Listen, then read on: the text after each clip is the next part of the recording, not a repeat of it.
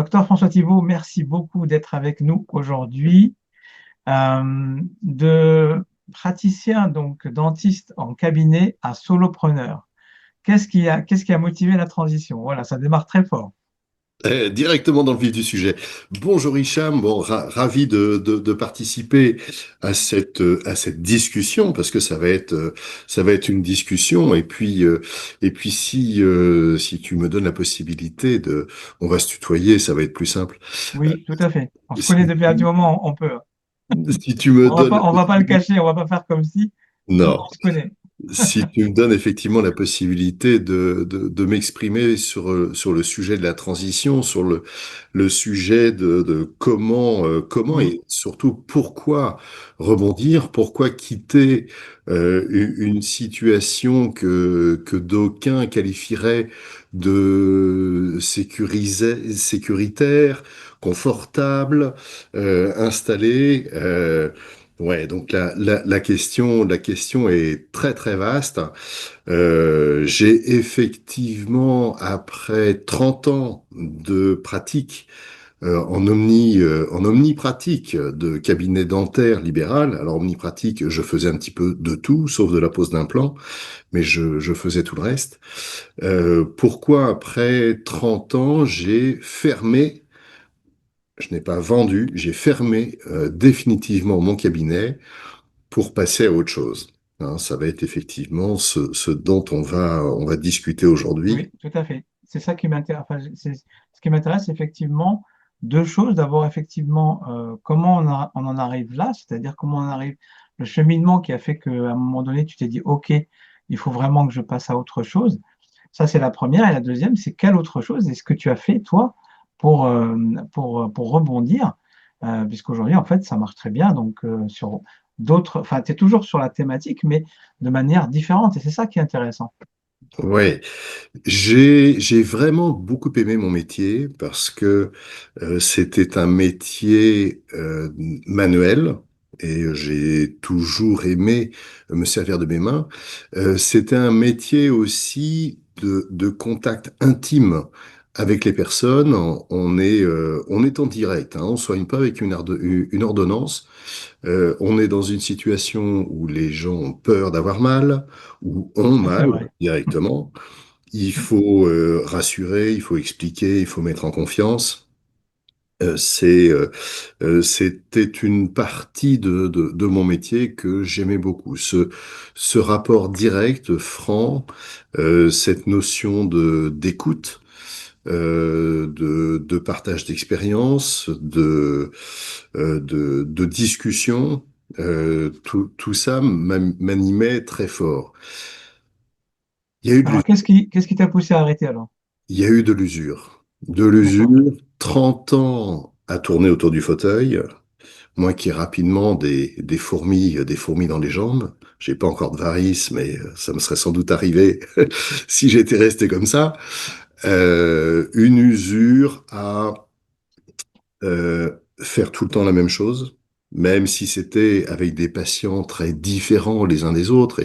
Et j'ai adoré cette richesse humaine, mais techniquement, toujours la même chose, une pression montante depuis une dizaine d'années avant mon départ de l'activité, une pression teintée d'impatience, d'irritabilité, d'agressivité jusqu'à l'impolitesse de certains patients qui, quand ils appelaient pour prendre un rendez-vous, seuls au monde avec leur douleur, et ça je le comprends complètement, mais à développer un discours complètement déplacé s'ils n'étaient pas satisfaits immédiatement.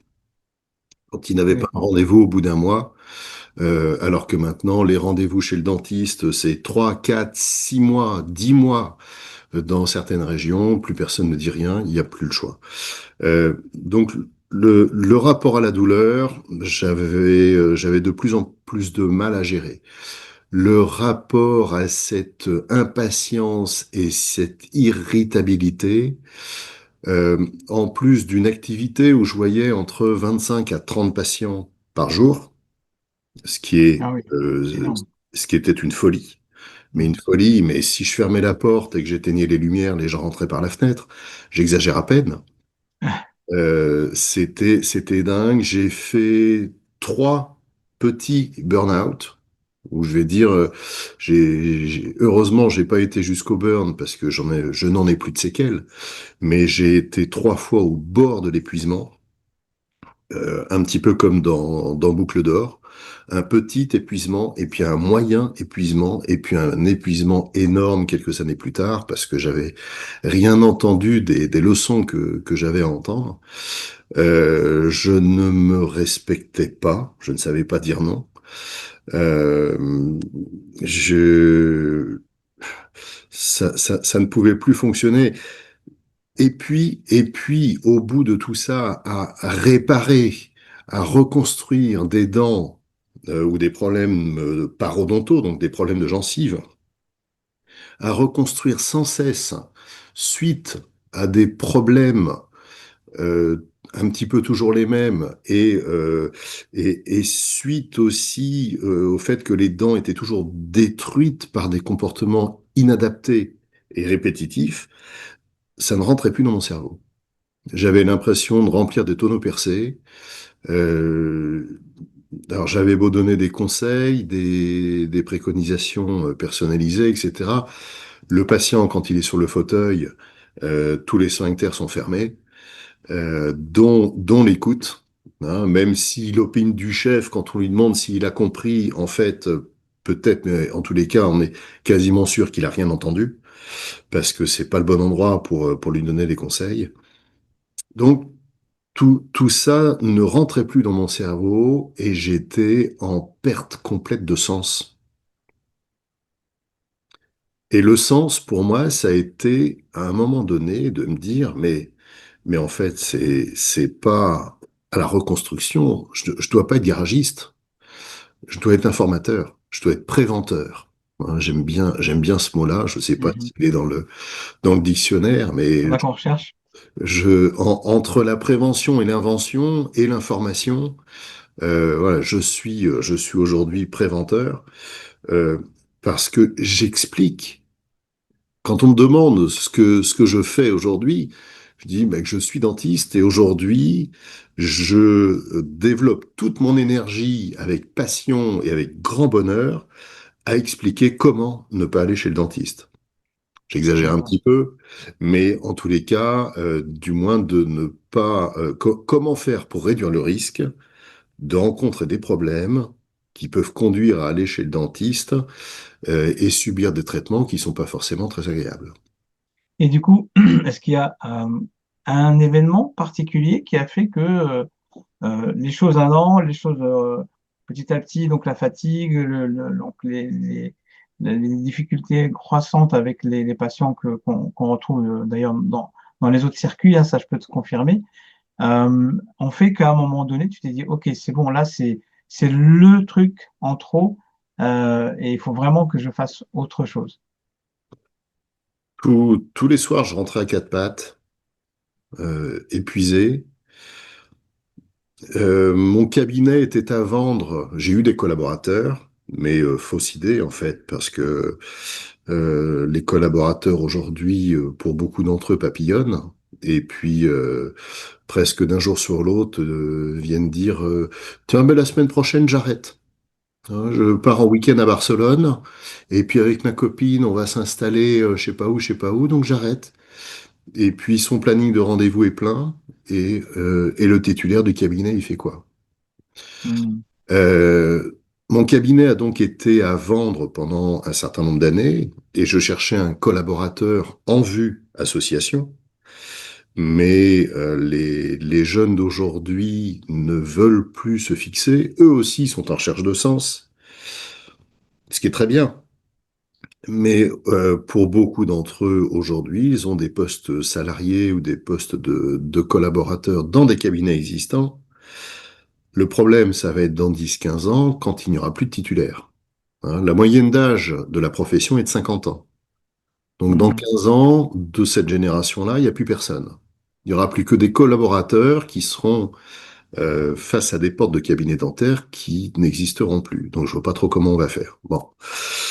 À nos excellents politiques de gérer la chose aussi bien qu'ils l'ont fait depuis 40 ans. C'est un autre sujet. C'est un autre débat.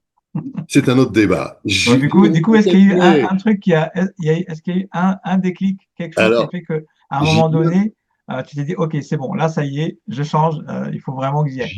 j'y viens. Donc, mon Oui, cabinet ah, est à vendre et je fais du teasing. oui, je vois, c'est Mon bien, c'est bien. cabinet a été à vendre pendant, je sais plus, 4 5 ans. J'avais de temps en temps des demandes de renseignements. Ça n'a pas abouti. Je me lamentais du fait que j'arrivais pas à le vendre. Et puis un jour, en discutant avec mon fils, il m'a dit, mais il y a qu'un seul truc que t'as pas essayé, c'est de fermer complètement.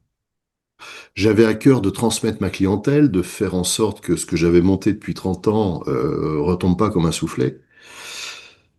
Et ça a fait son petit bonhomme de chemin. Là, on est fin 2019. Je commence à écrire un livre sur la prévention.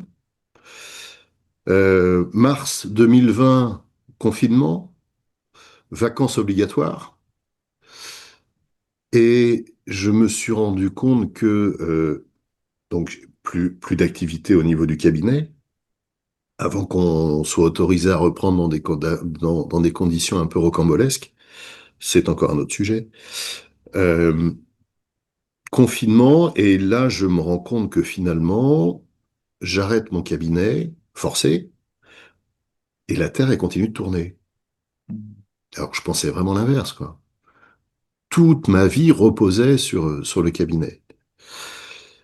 Et quand on a recommencé à rouvrir les portes au mois de mai, ben cette sortie du confinement a eu raison de mes dernières résistances. Et je me suis dit, c'est bon, je ferme. J'ai prévenu mon assistante et je lui ai dit, on va jusqu'au bout de l'année, on fait tout l'exercice 2020, ça nous laisse 6 mois pour prévenir les patients. Et fin 2020, on ferme. Et j'ai fermé. Bravo. Fin de Bravo ce, d'avoir osé fin- franchir le fin de pas. ce- de ce chapitre-là. Alors, Mm. on me fait souvent. T'étais installé où?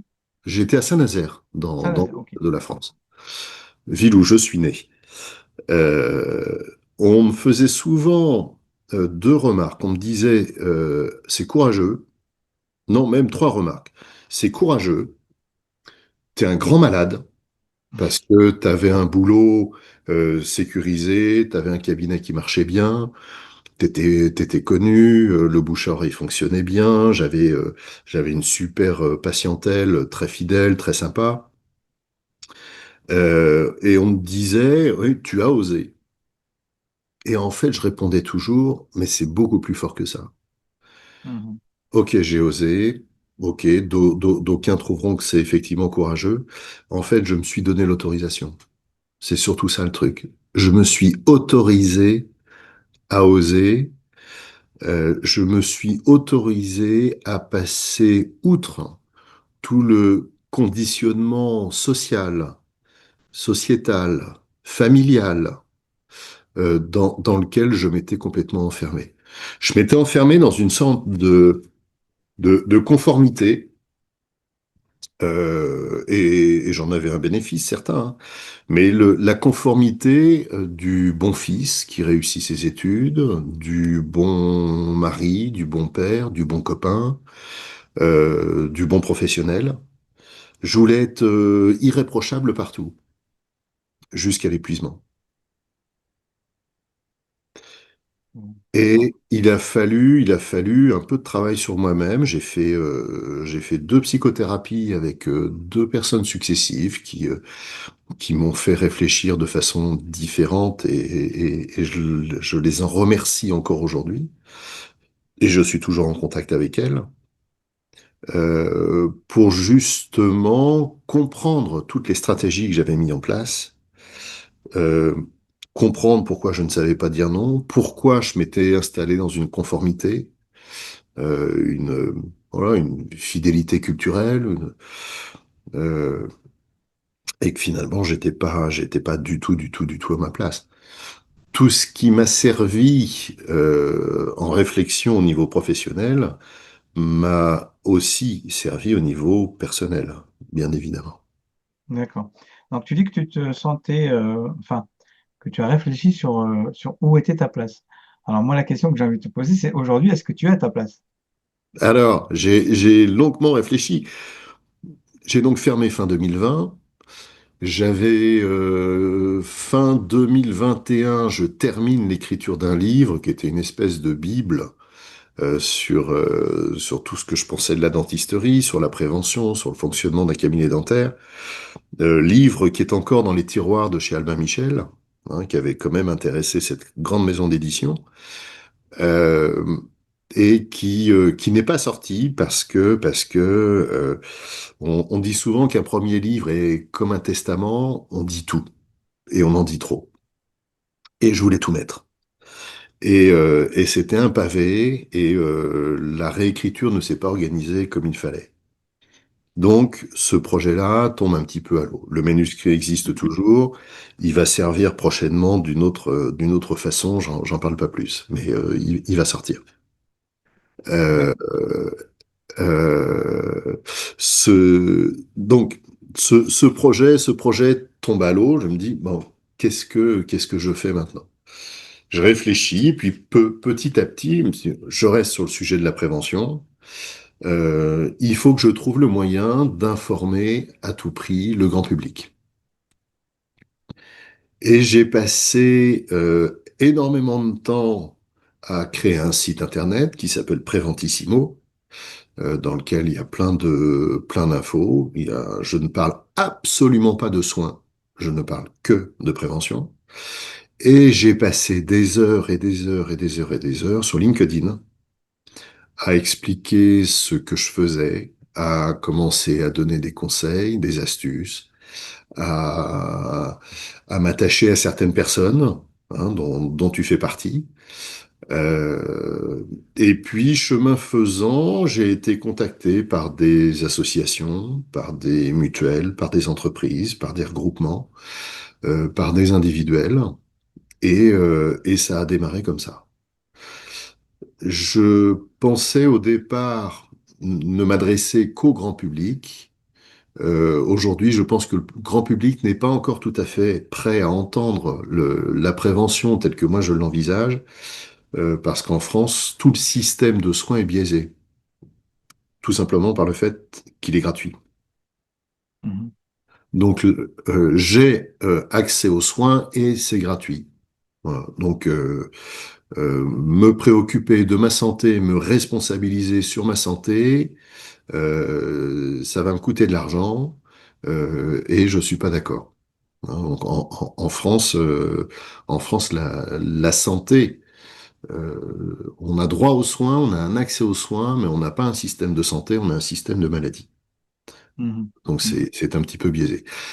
Tout ça pour dire qu'aujourd'hui, je travaille avec des entreprises, je travaille beaucoup avec les mutuelles, je fais, je fais de l'éducation thérapeutique dans les écoles, avec, avec une clientèle, entre guillemets, entre 8 et 11 ans que j'adore, parce qu'à 8 ans, ils sont des gens hyper curieux, ils ont plein de trucs à raconter.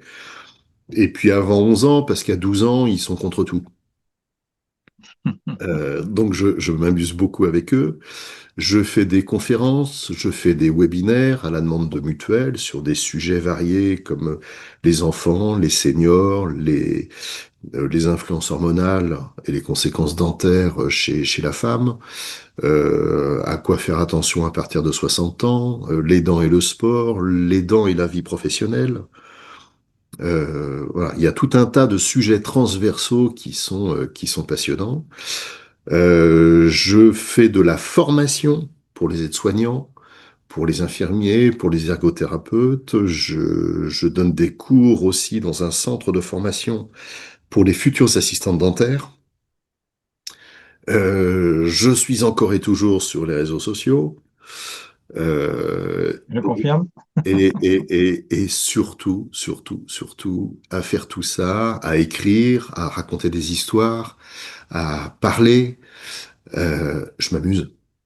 Mhm. Je m'amuse. Ok, donc ça veut dire que quelque part, tu es à ta place. Et je me sens formidablement bien à ma place. Voilà, Quand parfait. je suis sur une estrade à faire une conférence, Mm. j'ai une conférence qui est prévue en novembre à Nantes, à la Beaujoire, au Salon Senior. Je vais intervenir devant plusieurs centaines de personnes. Génial. Et j'ai une hâte folle. Je faisais du théâtre quand j'étais petit. J'adorais ça. Et je me retrouve aujourd'hui sur des scènes comme ça, ou face à des étudiantes, ou même face à des handicapés, face à des personnes âgées.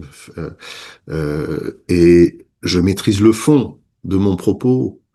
Donc je prends un plaisir, mais un plaisir fou à travailler la forme et faire en sorte que ce que je dis soit entendu, perçu, compris, intégré, validé. Et merci, merci mes parents de m'avoir poussé à faire ces études-là. Ça a été compliqué.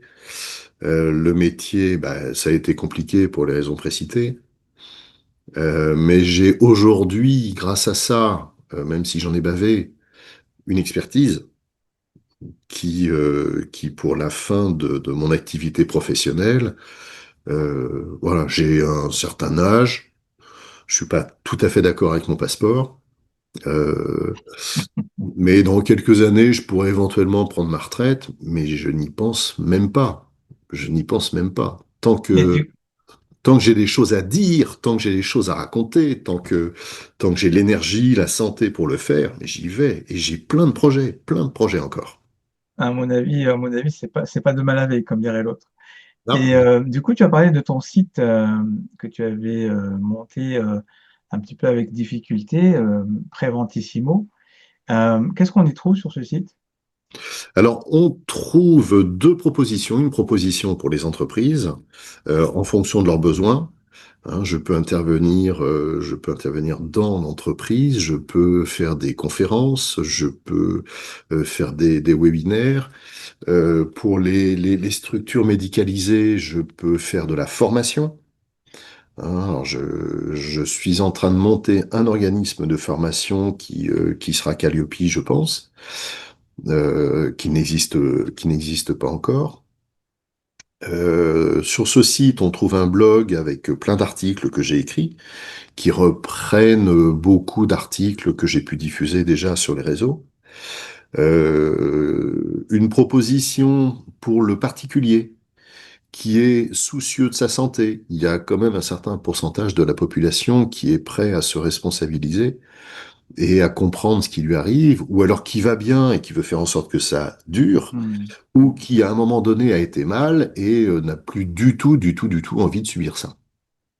Donc une proposition d'audit, hein, de consultation personnalisée, à l'issue de laquelle, donc ça dure à peu près 2 heures, je fais une véritable enquête policière sur toutes les habitudes du quotidien et à la suite de laquelle je transmets tout un document avec les préconisations adaptées qui font suite à cet entretien.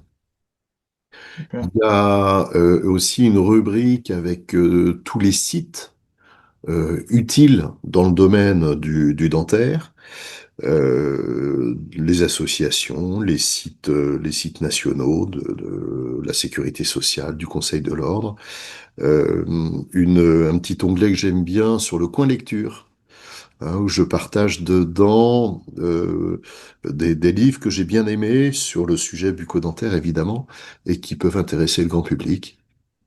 Voilà, plein de petites choses Bah, comme écoute, ça. merci infiniment d'avoir partagé cette reconversion avec nous. C'est vraiment le sujet que je voulais qu'on aborde aujourd'hui tous les deux. Et je suis vraiment content que tu aies trouvé ta voie, ou du moins que tu aies rebondi vers autre chose qui aujourd'hui te permet vraiment d'être épanoui, puisque ça se voit que tu es épanoui, et c'est tant mieux. Et donc, si les gens veulent te contacter, donc il y a le site Preventissimo, donc je mettrai le lien sous la vidéo, et je pense aussi sur LinkedIn surtout. Sur LinkedIn, bien sûr. Oui, oui, OK, je suis sur Instagram aussi. Absolument pas Facebook. d'accord. Voilà, une préférence pour LinkedIn, pour mon site internet où il y a mon contact. Et bien évidemment, je suis complètement disposé à faire profiter de mon expérience et parce que Parce que tu es passionné, tout simplement? je suis passionné et j'ai compris Mhm. pourquoi j'ai résisté à me donner ces autorisations. Et quand je vois le bonheur que j'ai à me lever le matin aujourd'hui, euh, ça fait partie des meilleures décisions de ma vie. OK, donc la conclusion, elle est simple. Autorisez-vous. Euh, Autorisez-vous, autorisez-vous. absolument, absolument. C'est tout. C'est aussi simple que ça. Autorisez-vous et prenez Et la c'est la voie. C'est pas fameuse toujours phrase, simple, mais c'est la fameuse phrase, on a tous deux vies. Et c'est à la deuxième qu'on se rend compte que quand on démarre la deuxième, quand on a l'impression de démarrer la deuxième, qu'on se rend compte que on n'en a qu'une seule vie. exactement. Il faut, Exactement. Je suis il complètement d'accord faut, avec toi. et il faut la vivre avec gourmandise, cette vie. Et bien, sur ces jolis mots, on va donc clôturer cette interview. Et je te remercie infiniment d'avoir été avec nous. Mais je te remercie aussi énormément, Hicham, de m'avoir permis d'expliquer tout ça.